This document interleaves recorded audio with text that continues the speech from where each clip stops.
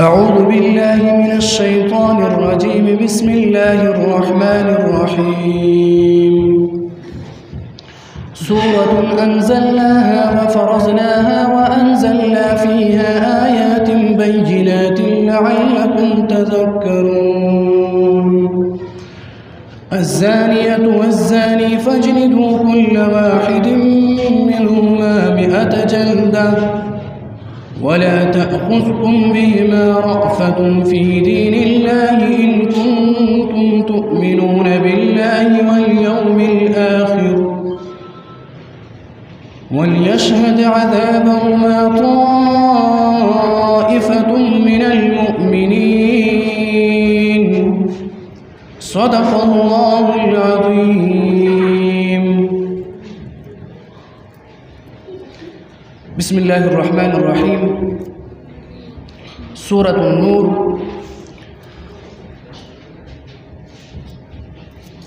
دا هغه سورت دی چې الله رب العزت په پیغمبر علیه السلام باندې د دې نزول کړو او بیا دې سورت مبارک الله رب العزت په قرآن مجید کې ډېر واضح او مخصوص آیاتونه بیانوي او الفاظ ذکر کوي لدې لپاره چې انسانان په دې کې غور او فکر وکړي چې آیا د دې صورت اهمیت څومره دی. بیا موږ بار بار وایو چې کله هم صحابه کرام خصوصا عمر بن خطاب رضی الله تعالی عنه په خپل دور خلافت کې د سورۃ النور دغه درس ورکول او ډیر زیات تلقین ورکول او چرته هم چې هغه خط لیکو نو هغه کې پیدا فرمایل چې علموا نساءکم سورۃ النور، تاسو خپل زنانو ته هم دغه سورۃ النور وخایي. بیا الله رب العزت ناشنا الفاظ سره بیان فرمایي سورۃ انزلناها چې دا یو سورت دی انزلناها. دلته الله رب العزت انزلناها ټکی راوړو لپاره د دې چې اے مسلمانه چې کله ته دا سورت واوري نو دا یو کمزور خبره ونه ګڼي بلکې تا ته د دې خبرې پته او وضاحت او ستا دهان دی خبرې ته وي ستا سوچ او دماغ په دې غور کې وي چې دا نازل کړی شوی د هغه الله رب العزت طرف نه دی. بیا الله رب العزت فرمایي وفرضناها او مونږ دغه صورت صرف نازل کړي نه دی بلکې دا صورت مونږ فرض کړي هم دی. په دې کې مونږ حلال حرام حدود او فرایض بیان کړي دي چې په دې صورت کې څنګه بیان کړي دي. د سینه د چستا مرزي وي ته په هغه باندې عمل وکي او کله مرزي نه وي په هغه باندې عمل نه کوي بلکې الله رب العزت صراحتا ټکی د فرض راوړو چې دا هغه صورت دی چې دا در باندې فرض دي کې کوم احکامات ذکر کړي دي دا به لازمي او ضروری په دې باندې عمل کوي. بیا الله رب العزت فرمایي وانزلنا فيها آیات او موږ په دې صورت کې نازل کړي دي آیاتونه بینات داسې آیاتونه چې هغه بالکل روښانه او واضح او ښکاروي. دلته الله رب العزت موږ ته یو پیغام ورکړي چې انسان د حشر په میدان کې یا د الله په عدالت کې تداونه وي چې په دې صورت باندې پوه شوی نه یا د دې صورت په دغه الفاظ او په معنی او په مسائل باندې ما سره علم نه بلکې الله رب العزت فرمایي دا هغه صورت دی چې دې کې آیاتونه ما بالکل واضح بیان کړي دي چې دې کې هیڅ مشکلات نشته هغه په مسائلو پوهیدلو باندې هیڅ مشکلات او ګران خبر نه ده بلکې تاسو په اسانتیا سره په دې باندې پوهیږئ. بیا الله رب العزت فرمایي لعلکم تذکرون د پاره د دې چې تاسو نصیحت حاصل کړئ د پاره د دې چې تاسو په دې صورت کې کوم احکامونه دي په دې باندې تاسو عمل وکړئ. دا سینه ده چې دا صورتونه ما نازل کړله د دې حکمونه ما نازل کړله او تاسو واوریدل او تاسو په دې باندې عمل نه کوئ بلکې لازمی خبره ده چې په دې باندې تاسو عمل وکړئ. بیا الله رب العزت مخکې فرمایي الزانیة والزانی فاجلدوا كل واحد منهما 100 جلده چې کله یو انسان که هغه نارینه وي او که زنانه وي هغه بد عمل وکړي دې ته به 100 کوړې تاسو ورکوئ سزا به دې ته ورکوئ تاسو. دې سره یو به دا وي چې زموږ معاشره کې دغه بد عملونه دا به ختمیږي. بیا الله رب العزت دلته لفظ د جلدتین ذکر کړل دا یا خود جن مشتق دی لفظ جلد چې دا اصل کې عموما چې په کوم کوړه باندې سزا ورکول کېږي هغه د سرمن نه جوړ وي. نو لدی وجه نه دلته لفظ د جلد ذکر شو. او یا دا مراد بعض مفسرین وایي چې نه دا د جلد نه مشتق دا د جلد نه تعبیر کولی شي. یو جلد وي بل جلد وي، یعنی جلد نه تعبیر کولی شي په معنا د دې سره چې دغه سل کوړې په داسې طریقې سره به گزار کوي چې دغه انسان دغه لاندې د سرمن دغه غوښه دا زخمی نه شي، بلکې دا اثر صرف د سرمن ته محسوس شي. او بیا یا مطلب دا چې ډېر زیات سخت گزارونه به نه کوي دغه مجرم باندې چې دی هلاک شي. بیا په دې باره کې حضور صلی الله علیه وسلم هم دغه سزا ورکولو کې د اعتدال تلقین کړي چې کله تاسو دغه مجرمانو ته سزا ورکوئ نو تاسو ډیر زیات سخت گزار مکوئ چې دیو هلاک شي، او یا دومره نرم گزار هم مکوئ چې دیو ته اثر میلاو نشي. بیا الله رب العزت دغه مسائل دا لږ داسې باریک غوندې کې دي خو ویل په موږ باندې فرض دی. اصل کې حضور صلی الله علیه وسلم فرمایي چې کله یو مسله یو عالم ته پته وي او حق مسله وي او دغه عالم نه څوک تپوس وکړي او دې ته دغه حق مسله معلوم وي او دې دغه حق مسله بیان نه کړي، د قیامت په ورځ باندې به د دې دغه خولې ته د اور زنځیر لګولی شي، د اور لګام به ورکولی شي. نو بهرحال موږ هم د پیغمبر علیه الصلاة والسلام د احادیثو او د قرآن مجید دغه حکمونو تکمیل کولو په بنیاد باندې بعضی مسائل چې قرآن کې صراحتا ذکر وي هغې بیان موږ کوو، اگر چې د بعض انسانانو په طبیعت باندې هغه بد هم لګي. بیا په دې آیت کې الله رب العزت فرمایي چې تاسو به دې ته سل کوړې سزا به ورکوئ، لیکن دا حکم د غیر شادي شده دی. کله یو ښځه یا یو سړی چې هغه شادي شده نه وي او دوی بد عمل وکړي، د الله رب العزت نافرمانی وکړي او یو قبیح او یو بد فعل کې مبتلا شي، الله رب العزت فرمایي چې تاسو به دې ته سل کوړې سزا ورکوئ. او که چېرته بیا قرآن مجید کې څه ګناهونه داسې دي چې هغې وضاحت الله رب العزت پخپله کوي او د هغې سزا انتخاب هم کوي، او بعض ګناهونه داسې وي چې هغې انتخاب الله رب العزت د سزا نه کوي، بلکې یو انسان ګناه وکړي د وخت حاکم د ماحول مطابق هغې ته سزا ورکوي. لیکن څلور ګناهونه داسې دي چې هغې سزا الله رب العزت پخپله بیانوي، چې هغې کې یو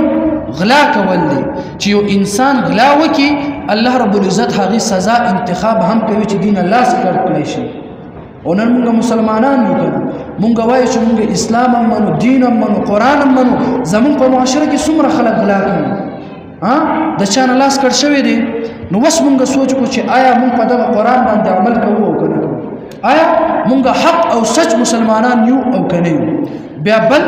چې یو پاک دامنه ښځه باندې څوک تهمت ولګوي د دې دپاره هم الله رب العزت د سزا انتخاب کوي. او بل یو انسان شراب وڅکي، چې کله یو انسان شراب وڅکي دې دپاره هم الله رب العزت د سزا انتخاب کوي. محترمو، نن زما او ستا په دغه معاشره کې او زما او ستا په دغه علاقه کې دا شراب څومره عام شوي دي؟ آیا هر ځای کې خلک شراب اسکي او که نه اسکي؟ دا شراب نن سبا څوک دې ته ګناه هم نه وایي. الله رب العزت دا هغه ګناه دی چې الله رب العزت په خپله د دې د سزا انتخاب کوي. او بیا بل الله رب العزت د زنا په باره کې الله رب العزت فرمایي چې یو انسان زنا وکړي، دغه زنا په باره کې الله رب العزت د سزا انتخاب په خپله کوي. محترمو، نن زموږ په معاشره کې څومره زنا کېږي، او بیا د زنا نه ځان بچ کولو لپاره محترمو دا قرآن او دا حدیث چې تر څو پورې مونږ ویلې نه وي او مونږ اورېدلې نه وي مونږ دغه ګناه نه شو بچ کېدلی. ولې؟ ځکه چې مونږ ته د هغه زنا هغه نحوست او د زنا هغه ګناه نه مونږ خبر نه یو، چې کله مونږ صراحتا واورو او د دې هغه سزاونو نه مونږ خبر شو بیا به مونږ داسې قسم عملونو نه خپل دغه نسلونه دا به مونږ بچ کړو. او بیا الله رب العزت عمر رضی الله تعالی عنہ فرمایي ان الله بعث محمدا بالحق وانزل عليه الكتاب وكان مما انزل عليه آية الرجم. چې الله رب العزت پیغمبر علیه السلام حق او سچ پیغمبر لګلیو او بیا د پیغمبر علیه السلام باندې الله رب العزت دا قرآن نازل کړی دی. عمر رضی الله تعالی عنہ فرمایي چې مونږ دا قرآن کې آیت د رجم چې هغه کې بیان دا شوی چې یو انسان کله بد عمل وکړي دا به سنګسارول شي، دی په پکاړو باندې وشتل شي او دا به مړ کول شي. وای دا پیغمبر علیه السلام باندې دا حکم نازل شوی وو او دا مونږ اوریدل هم دا مونږ لیدل هم او په دې باندې مونږ په هښوي هم په خبرو کوي او بیا عمر رضی الله تعالی عنہ فرمایي وای ما ته خطر ده لدی خبرنا چې یو زمانه به داسې راشي او بعضې خلک به دغه حکم نه انکار وکړي چې څوک زنا وکړي او هغه رجم نه کړی شي، څوک دغه بد عمل وکړي او هغه سنګسار نه کړی شي. عمر رضی الله تعالی عنہ فرمایي زه د دې خبرې نه یریږم. او محترمو نن هغه زمانه هغه راغلی ده ډیر خلک ګناهونه وکړي، دغه بد عمل کې مبتلا شي، هغې ته سزا نه میلاویږي، هغه دغه ګناه د سزا نه محترمو خبر نه وي. عمر رضی الله تعالی عنہ فرمایي دومره تاکید سره دا آیت بعضی آیتونه قرآن مجید کې الله رب العزت نازل کړي او بیا هغه منسوخ شوی دی په نور آیتونو سره، او بیا بعضی آیتونه الله رب العزت نازل کړي وو هغې تلاوت منسوخ شوی لیکن هغې حکمونه هغه جاری وي، او بعضی آیتونه داسې وي چې هغې تلاوت دا خو کېږي لیکن هغه حکمونه چې کوم وو هغه منسوخ وي. لیکن دغه زنا په باره کې چې کوم آیت دی هغه تلاوت یعنی غیر مطلوع چې هغې تلاوت خو نه کېږي خو هغې دغه حکم دا په دې زمانه کې هم جاری کول په مسلمانانو باندې فرض او لازم دی. او بیا الله رب العزت فرمایي چې کله مسلمانان دغه بد عمل وکړي تاسو به دې ته څه ورکوئ که غیر شادي شده وي او که شادي شده وي دغه انسانان به رجم کولی شي، دوی به په کاڼو باندې ویشتلی شي او دوی به مړ کولی شي، او که غیر شادي شده وي او که غیر شادي شده وي دغه انسانانو ته به کوړې ورکولی شي. او بیا بیا الله رب العزت مخکې فرمایي چې ولا تأخذكم بهما رافتون، دا ټکی رافتون او رافتون دواړه ویلی شي. الله رب العزت فرمایي چې تاسو په دې خلکو باندې به رحم نه کوئ چې یو انسان ګناه وکړي دې ته به تاسو نه ګورئ چې دا د یو خان زوی دی، یا دې ته به تاسو نه ګورئ چې دا د یو مشر زوی دی، بلکې تاسو به هغې ته سزا ورکوئ. د الله رب العزت په حکمونو کې د خپل او د پردو دغه تمیز به تاسو نه کوئ، بلکې څوک هم د الله رب العزت نافرمانی کوي هغوی ته به تاسو سزا ورکوئ. پیغمبر علیه السلام فرمایي لو سرقت فاطمة بنت محمد لقطعت يدها، که چرته د پیغمبر علیه السلام لور فاطمة الزهرا رضی الله تعالی عنها که چرته هغه هم غلا وکړي پیغمبر علیه السلام فرمایي چې هغې نه به هم ما لاس کړ کو.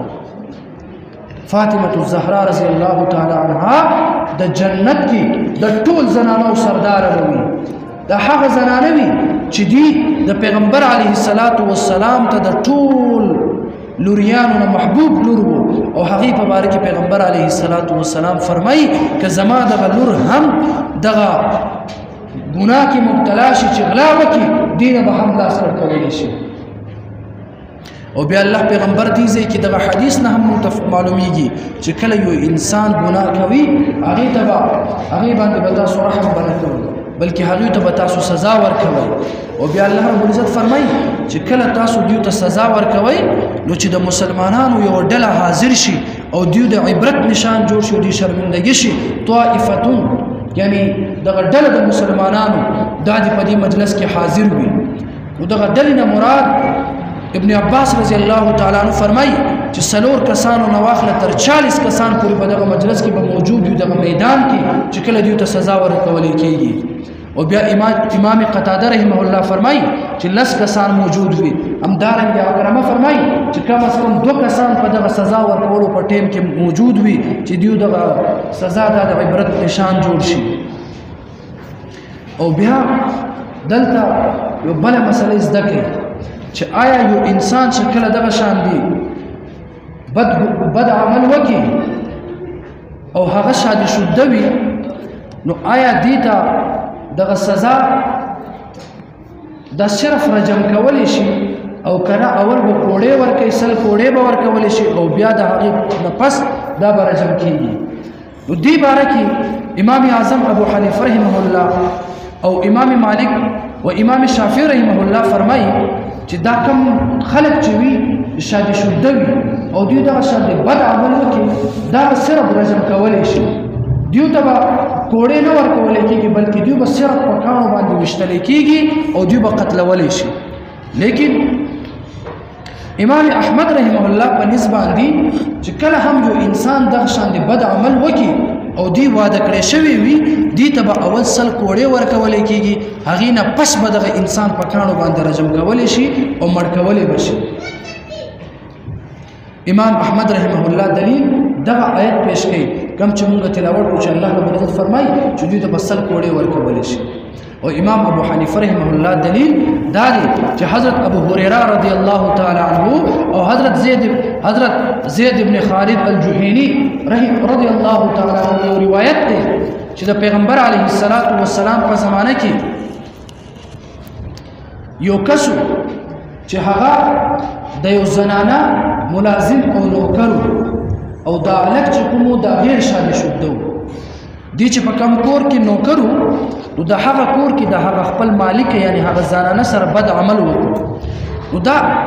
د دې هلک پلار دغه هلک د لاس نه ونیو پیغمبر علیه السلام ته حاضر کو هغه شان د ایمانونو ښه او نن سبا چې زمونږ معاشره کې زمونږ رور یا زمونږ خپلوان یو ګناه وکړي مونږ په هغه باندې پرده اچوو او مونږ په هغه په څه طریقه باندې د هغه ګناه نه مونږ بچ کوو. لیکن ایمان هغه شان دی چې هغه هلک هغې پلار پیغمبر علیه السلام مخامخ پیش کړو چې ای پیغمبر علیه السلام دغه زما زوی فلانکي زنانه سره بد عمل کړی دی. پیغمبر علیه السلام هغه هلک ته سل کوړې ورکړله غیر شادي شده هغې ته سل کوړې سزا ورکړله. او بیا حضرت انیس رضی الله تعالی عنه ته پیغمبر علیه السلام حکم ورکړه چې لاړ شه هغه زنانه نه پوښتنه وکړه چې کله هغه اقرار وکړه چې او مانه دا ګناه شوې ده بیا پیغمبر علیه السلام په حکم باندې هغه زنانه هغه رجم کړی شوله په کاڼو باندې وویشتلی شو هغه قتل کړی شوله. نو اسلام مونږ ته دا وایي دومره بد عمل دی چې اسلام مونږ ته وایي او بیا پیغمبر علیه السلام فرمایي چې دا فیصله د رجم کولو او دغه سل کوړې ورکولو دا فیصله ما د قرآن او د حدیث دغه کتاب الله باندې ما د دوی فیصله وکړله. او بیا حضرت عمر رضی الله تعالی عنہ په دور کې یو سړی راغی عمر رضی الله تعالی عنہ ته وفرمایل چې ای پیغمبر صحابي زما زنانه نه یو ګناه شوې ده بد عمل صادر شوی دی. عمر رضی الله تعالی عنہ هغه زنانه ته رجم حکم ورکړه او دلته هم عمر رضی الله تعالی عنہ صرف د رجم حکم ورکړه د کوړو ورکولو حکم ورنکړه. مطلب دا او دلیل دا چې کله یو انسان شادي شده وي او دوی دغه بد عمل وکړي دی به رجم کولی شي په کاڼو باندې به ویشتلی کېږي لیکن اول به دې ته کوړې نه ورکولی کېږي. او بیا مونږ ډېر زیات کمزور ایمان لرو محترمه مونږ ګناهونه هم کوو مونږ توبې هم نه وباسو او بیا مونږ د جنت ته تلو هغه ارمان هم کوو. یو صحابي د پیغمبر علیه السلام حضرت معاذ رضی الله تعالی عنه هغې نه دغه شان بد عمل صادر شو هغه راغی پیغمبر علیه السلام په مجلس کې حاضر شو چې ای پیغمبر علیه السلام ما نه دغه شان یو ګناه شوی ده. پیغمبر علیه السلام ورته فرمایي ای معاذ سوچ وکړه تا به هسې دغه شان لمسې نه ټچ هسې لاس به دې ورسره لګولی وي تا به دغه شان عمل نه وي کړی. معاذ رضی الله تعالی عنه ورته فرمایي چې ای پیغمبره ما نه دا ګناه شوی ده. بهرحال پیغمبر علیه السلام چې کله 3 کرته هغې اقرار وکړله په خپله پیغمبر علیه السلام صحابه کرامو ته وفرمایل چې لاړ شئ دغه صحابي په کاڼو باندې بولئ او دا رجم کوي. محترمو صحابه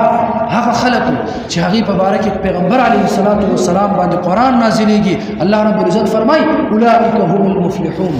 دا هغه خلک دي چې دوی کامیاب وو. اولئک هم الراشدون اولئک هم الفائزون. بیا پیغمبر علیه السلام بعضې صحابه کرام داسې وو چې هغې ته په دغه دنیا کې د جنت زیرې میلاو شوي دي.